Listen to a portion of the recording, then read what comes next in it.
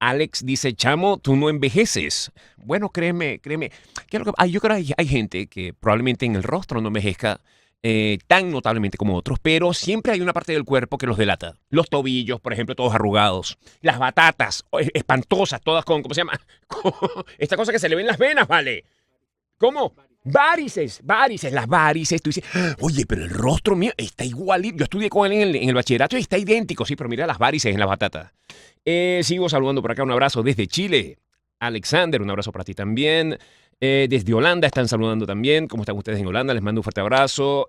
Magali está saludando.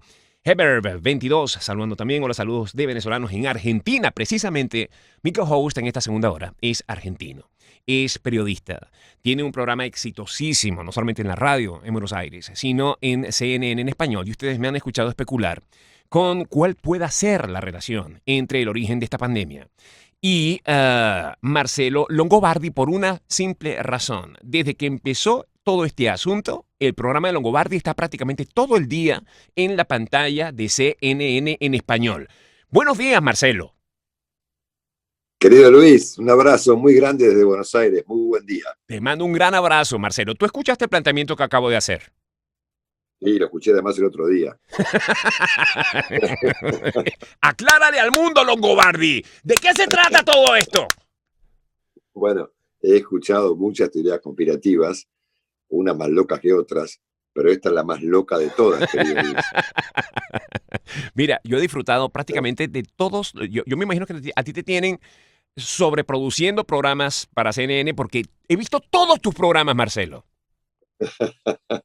Vos sabés que CNN está con una operación muy importante, de enviar a todos sus conductores a sus casas, ¿no? Ajá.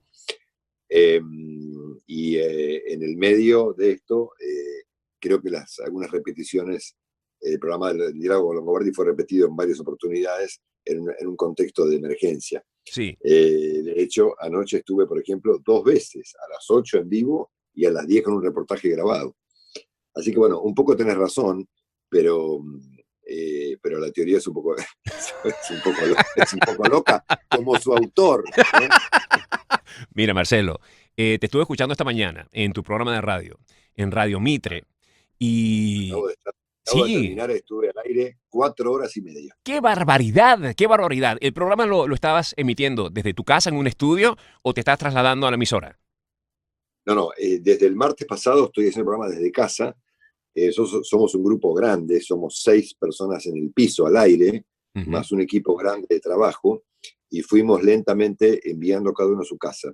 Nos quedó en la emisora en este momento, obviamente, el operador, que es un tipo clave en un programa de radio como el nuestro, que tiene muchas conexiones simultáneas, 1 o 2 productores y María, nuestra locutora, que aún está en el estudio y presumo que no por muchos días más. Vos sabés que aquí en Buenos Aires el pico de la pandemia aún está lejos, faltarán 15 días, ponele. Por lo tanto, tenemos todavía tiempo para actuar. Un estudio de radio tan grande como es Radio Mitre en Buenos Aires, es un lugar de mucho tránsito de gente. Claro. De gente que todo tiempo va a la radio, a la televisión, que viene de la calle, y Sí. por lo tanto nos pareció que era peligroso, básicamente, no comprometer la estabilidad de la radio, porque un caso en una radio obligaría por ahí a cerrar el edificio, ponele. Sí, claro. Te voy a pasar un dato porque sé además que eres un hombre legendario de los medios de comunicación en tu país. Aquí, no te rías, por favor, deja que se rían los que están escuchando. Mira, Marcelo, no, sí lo eres, claro que lo eres. Te voy a pasar un dato que manejé yo con esta emisora. A mí me van a buscar todas las mañanas a mi casa en un papamóvil. Acá en algún momento en Miami, se esperaba una visita del Papa. El Papa no vino y quedó el papamóvil. Entonces la emisora rentó el papamóvil para mí y yo muy pretenciosamente me traslado por la ciudad de Miami saludando a las pocas personas que están transitando esto y no me contagio. Entonces, si en Buenos Aires tuvieran un vehículo similar, porque entre tanto presidente pretencioso que todos los países en algún momento tienen, probablemente tengan un papamóvil estacionado por ahí. Bueno, pues es que acá el Papa no tuvo ningún plan de venir, así que acá, siendo Argentina. La verdad que en lugar de venir, se fue de Argentina para allá. Sí, y nunca más, pues es que nunca más volvió, ¿no? Pero qué extraño eso, ¿no? es un caso increíble porque él se fue en ese momento a participar del famoso cónclave de los cardenales y nunca más pisó Buenos Aires. Nunca más. Qué raro eso. Y por lo que sé, no había planes de una visita a la Argentina y en este contexto, obviamente, mucho menos, ¿no? ¿Y qué opinión te merece eso? Siempre me pareció raro que el Papa Francisco, siendo un papa tan argentino, subestimara una visita al país. Él atribuyó o se dijo siempre que había cuestiones políticas, que si venía iba a ser leído de un modo u otro. En cualquier caso, el Papa subordinó su relación con sus feligreses, yo no estoy entre ellos, pero no importa eso, a consideraciones de carácter político que yo nunca entendí. Así que siempre fue muy raro. Es cierto también que acá debe tener asuntos de envergadura para ocuparse, me imagino yo, por supuesto, y de hecho te diría que aún no teniendo yo especial simpatía por la Iglesia Católica, creo que una de las imágenes que van a quedar de esta crisis son las 2 apariciones del Papa en la Plaza de San Pedro solo. Sí. Solo. Sí, lo más curioso es que esas fotografías se tomaron antes de la pandemia. Como antes. No. Siempre ha habido mucha gente en esa plaza, por el amor de Dios. La iglesia vive su mejor momento. Imágenes muy fuertes. Sí, oye, ¿viste la película de los 2 papas? No la vi. Deberías verla, oye, para que tengas una... Para que comentes qué te parece la interpretación del papel de Francisco en la película. Sí, lo voy a hacer. No tuve tiempo de hacerlo y ahora estoy viendo un poco más de películas porque obviamente estamos en la Argentina en una cuarentena mucho más fuerte que la que tienen ustedes aquí en Estados Unidos. Así que he visto un par de películas de Quentin Tarantino los fines de semana que me impidieron dormir normalmente después. Oye, yo me he mandado a hacer, no recuerdo cómo es que lo llaman ustedes en Argentina, una remera en una t-shirt. Sí, remera. Me mandé a hacer una remera es una analogía con el tema de Kill Bill, de Quentin Tarantino, que te la voy a mandar fotografiada y si te gusta te voy a mandar una para ti a tu casa. Dale, genial, por supuesto. Bueno, mi co-host invitado en esta segunda hora es el periodista Marcelo Longobardi. Ya estamos de vuelta con más de Arriba Miami. Ajá, Marcelo, te pregunto, ¿cómo sientes tú que ha llevado, los medios de comunicación en el mundo en general el tema de la pandemia? Porque hay personas que se quejan y sienten que tienen como un miedo sobreexpuesto, una cosa que inducido, hay otros que no. En tu opinión, ¿cómo ha sido tratado el tema? Mira, yo sigo los medios formales, no sigo especialmente las redes, que me parece que están en este contexto totalmente disparadas al delirio, ¿no? Te voy a contar un brevísimo ejemplo. Circuló por las redes en Inglaterra, en esta mañana y ayer, que las redes de 5G, que vos sabés bien que en Inglaterra las pone esta compañía china llamada Huawei, transportaban el virus, ¿no? O lo transmitían. Oh, wow. Ajá. Pero vos fíjate lo que son las fake news, ¿no? Sí. Entonces las autoridades explicaron que esto era biológicamente imposible, es decir, que el virus se transmite de persona a persona, no por una red de antenas y de cables y de telefonía celular. Aún así, se registró esta mañana, y esto es la tapa de la BBC, de la página de la BBC en este momento, que la gente empezó a quemar torres en las ciudades de Birmingham y de Merseyside, en el centro y en el noroeste del país, suponiendo que efectivamente en las torres de 5G transportaban el virus. Entonces vos fíjate que hay una gran diferencia entre las barbaridades que las personas pueden postear o que pueden decir en las redes y el periodismo formal. Si vos seguís el periodismo formal en todo el mundo, creo que está muy serio y muy apropiado, y creo que está muy de acuerdo con informar a la gente de la dimensión de la crisis que tenemos enfrente, ¿no? Claro, eso que está diciendo es tremendo. Además, un portal como la BBC, bueno, lo que está haciendo la BBC es reflejar lo que está sucediendo a partir de un rumor insólito. Están contando. Vos ponés la tapa en este momento de la BBC, encontrás como primer noticia internacional la quema de torres en Birmingham bajo el argumento de que las torres de 5G transportan el virus. Y encontrás la internación de Boris Johnson en quinto lugar. Wow. O sea que Johnson está internado y con asistencia respiratoria. Es el primer presidente de un país, el primer ministro, que está en una instancia, digamos, bien complicada. Bueno, para tranquilidad de Pero a los mí me parece oyentes de que esta conversa entre Marcelo y quienes habla, quiero que sepan que estamos transmitiendo toda la conversa en 4G. ¡Ah! Por la duda, Sí, por la duda. por si acaso, Marcelo. Ahora, creo que los medios internacionales importantes están reflejando las cosas como corresponde, empezando Ujú. por la primera advertencia muy severa que hizo el New York Times, que fue el primer diario en avisar a los norteamericanos que el tema se venía con todo. No sé cuánta gente le dio importancia a ese artículo, que para mí es para un Pulitzer, pero, pero bueno, me parece que eso debe ser informado, es decir, ocultar la información Ujú. es hasta peligroso para la salud. Sí, claro, claro. Ahora te pregunto, ¿cómo sientes tú que va a quedar parado alguno de los principales líderes del mundo tras el paso de esta pandemia? ¿Cómo examinas tú, por ejemplo, la Mira, forma en que ha manejado el tema? Comencemos por el presidente de tu país, luego seguimos por Donald Trump, luego podemos pasar por el presidente de España. bueno, enseguida quiero ponerte esto en un determinado contexto, pero déjame decirte lo siguiente. En el caso de Brasil, por ejemplo, anoche mismo el presidente Bolsonaro estaba por la calle dándole besos a las personas, Wow. lo cual puede resultar muy simpático, pero evidentemente es muy peligroso, con un costo para Bolsonaro muy significativo, que está perdiendo el control del gobierno de su país, Mm. poniendo la economía por encima de la salud pública. En el caso argentino estamos exactamente al revés. El presidente Fernández ha puesto la salud pública por encima de la economía y Ujú. estamos en un problema inverso con el de Brasil. Brasil, de todos modos, no va a poder evitar la crisis, pero aquí estamos en una linda situación económica muy complicada. La economía argentina está paralizada en un 80% y se espera que durante abril caiga 15 puntos, pero Wow. tenemos 1.500, pero tenemos 1.500 casos. ¿Cómo se van a conectar estas dos prioridades? Francamente no lo sé. Es pero muy difícil.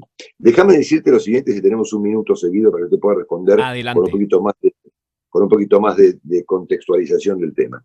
Entonces tenemos acá una crisis que actúa en dimensiones simultáneas y nuestra región, América Latina y creo que Estados Unidos también lo tiene que mirar con atención. La primera es una dimensión sanitaria. Nadie tiene en este momento mucha idea de para dónde estamos yendo y la evolución de esto depende de combinaciones muy complicadas entre los gobiernos, la ciencia, la medicina, la biología y el comportamiento de las personas. Y de esta mezcla no tenemos mucha idea qué es lo que va a salir y por lo tanto no hay mucha noción de dónde estamos yendo. En segundo lugar, hay una dimensión social. Vos pensás que el viernes pasado, y hoy debe ser un día similar, teníamos en el mundo 3.900 millones de personas bajo diversos niveles de confinamiento. Esto no se vio nunca ni en una guerra. Mm. ¿Sabes? A Sí. ver, es estratosférico. Estamos hablando de una cosa que, a ver, que en febrero, en marzo, era completamente impensable tener la mitad de la humanidad bajo confinamiento. El tercer punto relevante en estas dimensiones que se mezclan está el tema económico, que puede ser devastador, sobre todo en países como los nuestros, aquí en América Latina, en Ujú. Argentina, en Uruguay, en Brasil, en Perú, en Colombia. Son economías que no son prósperas y que atacadas por esto pueden terminar muy complicadas. Hay también, y aquí voy a tu punto, una dimensión política que ya la estamos viendo. Vos fíjate que, por ejemplo, en Brasil, el presidente está perdiendo el control del poder. Ayer, el expresidente Cardoso, que es un tipo muy serio, Ujú. dijo, bueno, no es el momento para el juicio político y para echar al presidente Bolsonaro, pero diciendo, bueno, es un tema que vamos a tener que mirar un poquito más adelante.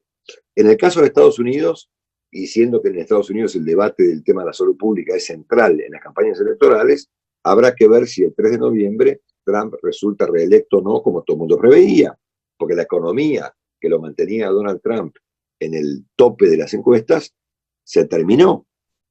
Y fíjate, por ejemplo, el caso de Hungría, ¿no? Que también es un asunto que nos resulta a todos muy alejado, porque Hungría, nadie sabe bien qué pasa ahí, qué sé yo. Pero es un Ujú. país central en Europa cuyo presidente, el señor Orbán, ya consiguió una ley para eliminar las elecciones. Wow. Entonces, este asunto está teniendo impactos en el plano sanitario, en el plano social, en el plano económico y en el plano político. Y ni que hablar de la dimensión geopolítica de la crisis. Por ejemplo, ¿cómo será en el futuro cercano la relación con China? Sí. Que tiene, no sé si China en general, pero por lo menos Wuhan en particular, tiene clarísimas responsabilidades en la expansión de la crisis, básicamente por razones políticas y por censura. A ver, ahí hubo gente que intentó denunciar esto cuando arrancó y desapareció. Así Periodistas, actores sociales y médicos que han desaparecido como consecuencia de intentar avisarle al mundo y a la propia China que se avecinaba un problema muy, muy severo. ¿Cómo será el futuro, por ejemplo, de la Unión Europea, que es la construcción de paz más importante que vio el siglo XX? Eso se está resquebrajando. ¿Qué pasa con los líderes europeos, que están todos ellos acosados por sectores muy de ultraderecha, que van obviamente a cobrar ahora intensidad bajo argumentos vinculados a las migraciones y a las discriminaciones sociales? Después tenemos una dimensión humana e individual, cuyas derivaciones también desconocemos. En la Argentina, por ejemplo, ya ha habido casos de discriminación. Una médica, vecina, vos conocés muy bien el barrio de Belgrano, aquí en la ciudad de Buenos Aires, una médica, hoy en día habría que hacerle un monumento a los médicos y a los enfermeros en todos nuestros países, recibió en su departamento en la calle Amenábar, aquí en el centro del barrio de Belgrano, que vos obviamente conocés bien Buenos Aires, sí. Muy cerca de donde nos encontramos la última vez que nos vimos aquí en la ciudad, Sí. Casi la echan del edificio por ser médica. Wow. Entonces, este asunto hay que mirarlo en estas dimensiones simultáneas que actúan de modo superpuesto y cuyas derivaciones son completamente impensables. Te agrego una más. La tapa de la revista The Economist de este fin de semana, de esta semana pasada, muestra a un señor paseando un perro con una correa y alguien maneja al señor con otra correa, ¿no es cierto? Ajá. Entonces, hay que mirar en el futuro los niveles de libertad individual. A ver, Google ya está informando la ubicación de las personas. En Francia ya hay códigos QR para poder ir o volver de un lugar. Van a aparecer los pasaportes sanitarios en diversos países. Va a haber pulseritas para determinar quién tiene, quién no tiene, quién tuvo y quién no tuvo. O sea, vamos a ver distintos elementos que tal vez podrían ocurrir en el mundo dentro de 30, 40, 50 años y que una crisis de semejante magnitud te los hace poner en vigencia en 48 horas. Ahora, todo esto supone también una recomposición de las leyes en cada uno de los países, porque también los ciudadanos tienen que buscar una manera de defenderse de los traspasos a las libertades individuales que todo esto pueda propiciar. Bueno, esto nos remite a una cosa que yo comentaba hoy aquí en mi programa en Buenos Aires, a un artículo que escribió Henry Kissinger, que puede resultar más o menos simpático a la gente por su punto de vista y su actuación en el pasado, pero convengamos en que Kissinger es un experto en lo que vamos a llamar el orden mundial, ¿no es cierto? Y él convocó a los líderes del mundo a cooperar, porque esto obviamente no hay ninguna forma de salirnos de estas dimensiones simultáneas de la crisis si no hay cooperación mundial. Y en un momento de su artículo, que fue publicado por el Wall Street Journal, dijo: el desafío de los líderes es manejar la crisis mientras se piensa en el futuro. Si fracasan, se puede incendiar el mundo.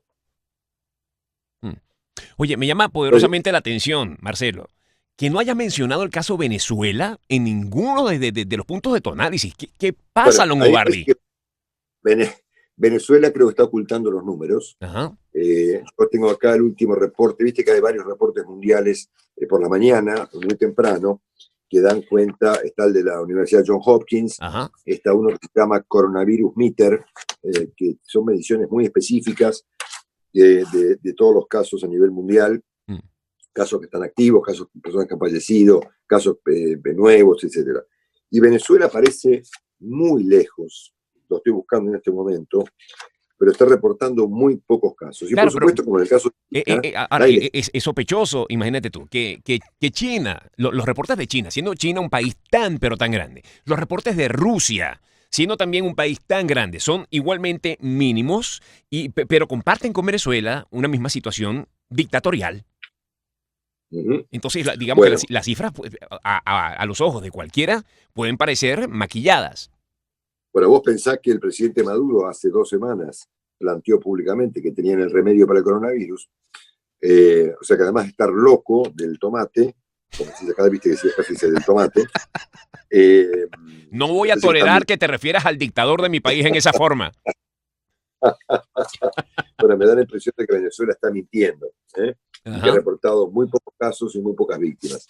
Eh, y me parece que ahí tenemos además unos problemas importantes. Sabés que hubo un incidente en el mar hace 48 horas con un crucero de pasajeros que estaba sin pasajeros, Sí. con su crucero alemán en aguas venezolanas, pidiendo asistencia internacional por un desperfecto, y una corbeta o no sé qué clase de nave de la Marina venezolana la fue a embestir, la chocó.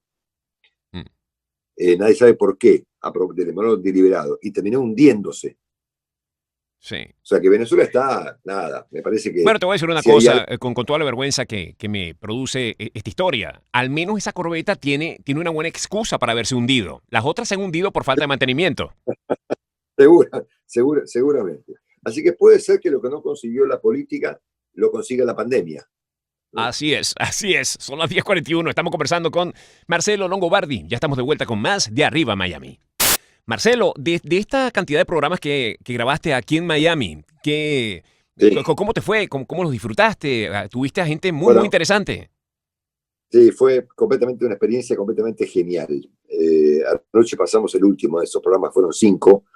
Eh, bueno, a ver, hubo un reportaje fabuloso por él, obviamente no por mí, con Emilio Estefan, ¿no? Que fue algo realmente extraordinario. Ujú. Lo de Thalía fue súper interesante porque Thalía habló de temas muy serios, como por ejemplo la violencia contra las mujeres en México, o contando la historia de su propia enfermedad, que fue muy conmovedor y demás. Bueno, estuve con Erika de la Vega, a quien conocí súper bien, Por obviamente, favor, claro, por supuesto. Disfruté que muchísimo es esa un personaje. entrevista. Fue genial, porque además a mí me interesaba muy especialmente no solo su relación antigua con Capriles, sino también cómo, cómo una persona que debe cambiar inmediatamente de país, como les ha pasado a ustedes, pero tiene la obligación de volverse creativo, ¿no? Sí.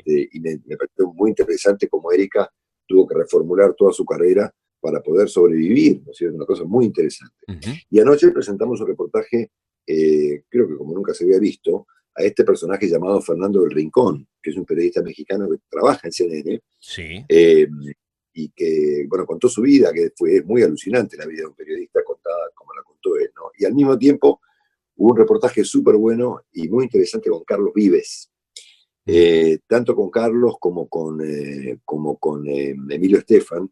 Hablamos mucho de la importancia y del impacto que tiene la mezcla de todos los estilos musicales y las corrientes musicales latinas en Estados Unidos. Sí. Es más, Emilio llegó a decir en el reportaje que a su juicio el presidente latino de Estados Unidos ya había nacido, Wow.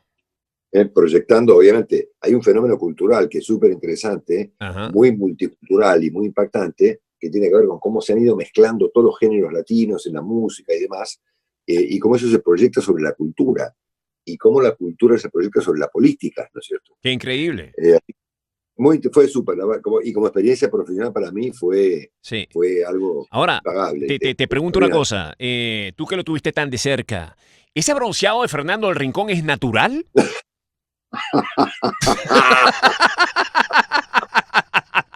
O sea, o sea que acá en mi casa me preguntaban lo mismo. Sí, me parece que es natural, sí, sinceramente. O sea que Mira. tuvimos, en ese reportaje tuvimos un problema muy divertido, Ajá. porque estábamos grabando en una terraza, en un lugar en Key Biscayne, ¿no? Ajá. Y vos sabés muy bien que en CNN todo está previsto, ¿no? Todo está estudiado hasta los horarios donde mejor pega la luz en el mar, ¿no? Es decir, estaba Sí. todo pensado. Sí. Los horarios, el transporte de la gente, los equipos de trabajo para cada uno de los reportajes, etcétera. Pero la persona que programó todo, que es una persona genial, se olvidó de considerar que en ese lugar estaba lleno de gaviotas y de cuervos. Entonces, en medio del reportaje con Fernando, hubo un escándalo con las gaviotas, que hicieron un ruido infernal, y yo veía a una de las ejecutivas principales de CNN con una campera, con un saco, intentando espantar las gaviotas. Claro, porque creen que Fernando es un camarón.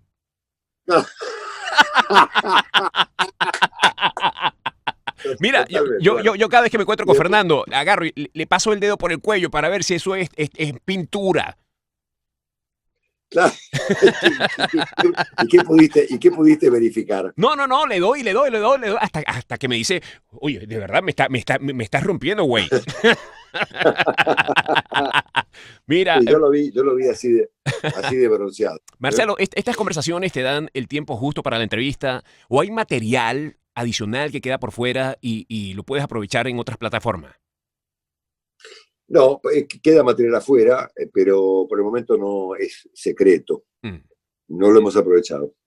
Ah, ok. Obviamente siempre grabamos de más y tenemos un super editor aquí en Buenos Aires que hace maravillas, Sí. pero sí, nos han quedado cosas afuera. Lo voy a pensar. ¿Eh? Pero claro, claro. Especialmente la escena con las gaviotas y Fernando del Rincón. Y en un momento, no sé si se vio, pero en un momento casi se le posa un cuervo a Fernando sobre el hombro. Wow. Él no lo veía, pero yo sí. Entonces le tuve que advertir y dije, che, Fernando, tienes un cuervo al lado. Esa es una forma de Uber que también tenemos aquí en Miami. Mira, Sí, Marcelo, a ver, en tu casa, ¿cómo estás sobrellevando sí, el encierro en la casa? Porque esto ha sido una prueba muy grande para las familias en el tema de sí. que no estamos acostumbrados a pasar tanto tiempo todos juntos bajo el mismo techo. ¿Cómo lo llevan ustedes en casa? Bueno, son buena gente. Yo lo sabía. No, no. A ver, en Buenos Aires el confinamiento es bastante estricto. Tal vez mucho más estricto que en otros lugares, inclusive de Europa o de lo que están viviendo ustedes en los Estados Unidos. O sea, acá salís a la calle y la gente te insulta. Oh, wow. Ajá. Bueno, te cuento de anoche, por ejemplo.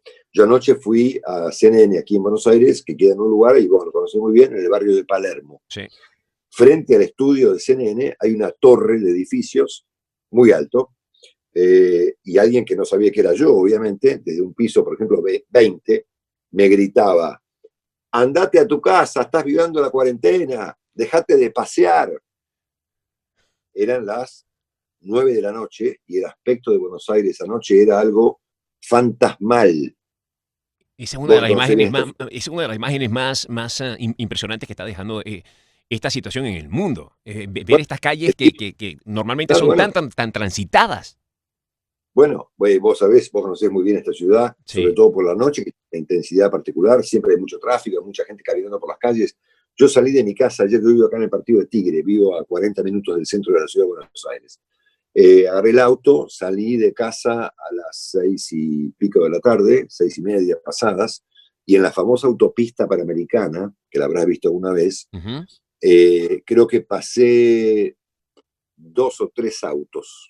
Wow. Un domingo a esta hora podés tardar 2 horas en llegar a Buenos Aires. Tardé 20 minutos. En Buenos Impresionante. Aires, Sí. en la ciudad, anoche domingo, no había ninguna persona caminando por la ciudad de Buenos Aires. Ni una. Mm. Y lo que sí ves son muchas motocicletas de servicios de delivery y estas cosas que han proliferado mucho, pero vos salís a la calle y la gente te insulta. Obviamente que este pobre hombre que estaba en el piso 20 no tenía idea quién era yo ni que estaba trabajando en CNN.